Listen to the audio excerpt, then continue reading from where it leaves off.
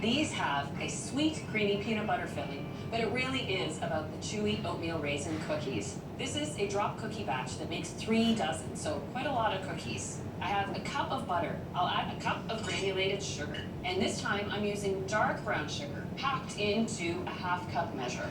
Dark brown sugar has a wetter, denser consistency to it, and that's what's going to lend to some of the chewiness in the oatmeal raisin cookies. I'll use that same creaming technique to combine the butter and the sugars together. Even a bigger batch of cookies like this is simple to do by hand. But if you wish to use electric beaters or a stand mixer, of course you can. Now I need 2 eggs, and I do like to add my eggs one at a time and then beat it well before I add the next one. I find it incorporates into the cookie dough far easier. Now that the dough is softer, the second one will blend in a snap. At the same time, I'll add a teaspoon of vanilla. Vanilla pushes other flavors forward, so if you leave it out, your cookies will taste kind of flat. Now for the dry ingredients. 1.25 cups of all-purpose flour, and I add my signature cornstarch to keep these cookies nice and chewy. Because it's a larger batch, 2 tablespoons. One of the things I enjoy most about oatmeal cookies is the spice combination. A hint of cinnamon and ground ginger, 1/2 teaspoon of each. I have allspice here. I add 1/4 teaspoon of that, along with 1/4 teaspoon of salt, and add 1/2 teaspoon of baking soda. I'll sift this in and stir it until the dough comes together. I don't add the oats yet because they have a coarse texture and it would be hard to mix the dough effectively with the oats in there at this point. All right, now time for the oats. What is important when you're making oatmeal raisin cookies is that you use regular rolled oats, not the quick cook or the instant. So they'll hold their shape and texture as they're baked.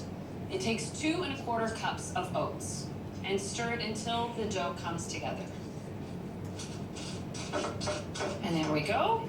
And the last addition, a cup of raisins. I like how the chewy raisins match the chewy texture of the cookie itself. If you're not a big fan of raisins, of course you can leave them out and have just a straight oatmeal cookie, or you could also put it in chocolate chips if you wish. All right, now it's time to scoop some cookies. I've got my 3 baking trays, and they're lined with parchment paper. When making drop cookies, to get them perfectly shaped every time, a pastry chef often uses a simple ice cream scoop. You get the perfect curve from the scoop, and each cookie is the exact same size, so no one will be arguing over who has the bigger cookie. As I measure, I scrape the scoop against the side of the bowl, that way it's level and will stay in place on the tray. And I follow the same technique as I did with the chocolate chip cookies, leaving about 2 inches between the cookies, room for them to spread. These will flatten out. Now you can chill the dough down and then pack it up for freezing and baking later on. But when baking these cookies, I do want them at room temperature, so these are ready to go in the oven. I've preheated the oven to 375, and these take 10 minutes to cook, and boy, they flatten out and turn a nice golden brown around the edges.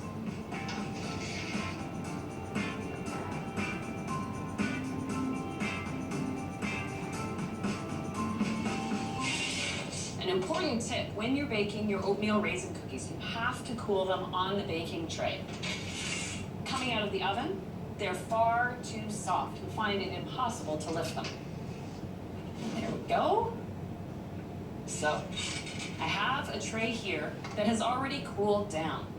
I don't want to break it in half because I want to sandwich 2 together with a nice sweet peanut butter filling. I have 3/4 cup of conventional peanut butter. Adding a bit of butter lends a bit of set, about 1/4 cup. And first, I'll blend this. Now, I'll grab 1/2 cup of icing sugar and just sift that in quickly. And there we go. Now the peanut butter is nice and spreadable. Grab a little offset spatula, and then I just check that I've got 2 cookies that are about the same size. Perfect. There's the function of using the ice cream scoop. You have precise cookies. And a generous tablespoonful. I spread it right to the edges. Put the 2 together. So you've got that combination of the chewy oatmeal cookie, the raisins, and that little bit of peanut butter right in the middle. There you go. Oatmeal raisin cookies taken to the next level. And talk about